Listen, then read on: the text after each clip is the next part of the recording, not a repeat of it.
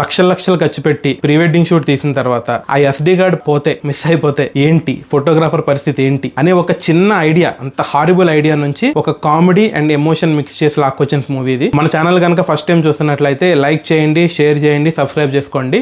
The great pre wedding show ఎలా ఉంది అంటే నాకైతే బాగా నచ్చిందండి మూవీ.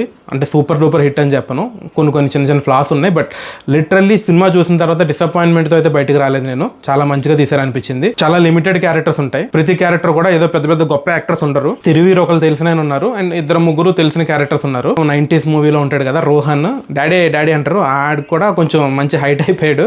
సో చాలా బాగా కామెడీ తీసుకొచ్చాడు అతను కూడా. మిగిలిన వాళ్ళంతా కూడా కొత్తోళ్లే, బట్ కొత్తోళ్ళు చేసినట్టు చేయలేదు. యాక్టింగ్ అయితే చాలా బాగా యాక్ట్ చేశారు.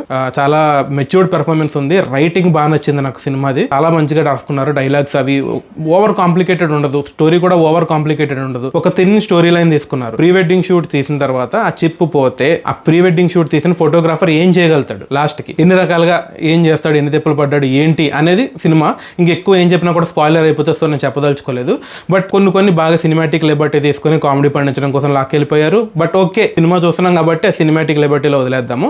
కామెడీ బాగుంది, సాంగ్స్ బాగున్నాయి. ఒక 2-3 సాంగ్స్ ఉన్నాయి, ఫస్ట్ టైం విన్నా కూడా నాకు బాగా ఎక్కినాయి.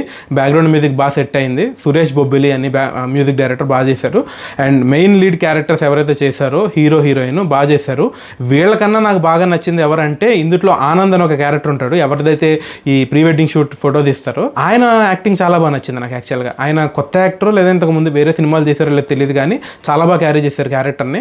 ఎక్కడెక్కడైతే ఎమోషన్స్ ఉంటాయో, ఎక్కడెక్కడైతే కామెడీ ఉంటుందో ప్రతిదానికి ఆయన బాగా సెట్ అయ్యాడు అనిపించింది. సో ఆయన చుట్టూనే తిరుగుతూ ఉంటుంది స్టోరీ, తిరువీరు కన్నా ఎక్కువ ఆయన చుట్టూనే తిరుగుతూ ఉంటుంది. సో చాలా బాగా యాక్ట్ చేశాడు. మూవీలో పెద్ద మైనస్ ఏమీ లేవండి. నాకు ఫస్ట్ హాఫ్ అంతా అలా ఏదో ఫ్లోలో వెళ్ళిపోతా ఉంది, కామెడీగా వెళ్ళిపోయింది. బాగా లాక్కొచ్చారు.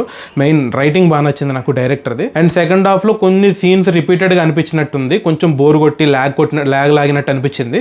బట్ ఓవరాల్ క్లైమాక్స్ కి వెళ్ళేసరికి ఒక మంచి స్మైల్ తోనో మంచి హ్యాపీనెస్ తోనో బయటకు వస్తాము. ఓవరాల్ మూవీ అయితే ఎంజాయ్ చేయొచ్చు. ఇలాంటి మూవీస్ సాధారణంగా అన్ని చిన్న అంటే మెయిల్ అని ఒక మూవీ ఉంటుంది, తర్వాత మల్లేశం, బలగం, ఇలాంటివి ఒక విలేజ్ లో ఒక చిన్న స్టోరీ లైన్ తీసుకొని దాన్ని మంచి ఫన్ తో లాక్కెళ్ళిపోతూ ఉంటారు. సో ఆ కేటగిరీలో చూసుకుంటే చాలా మంచి మూవీ ఇది. అంటే బేసిక్గా ఇలాంటి ఎక్కువ OTTలో చూస్తాం, థియేటర్లో చాలా మంది వెళ్ళి చూడరు.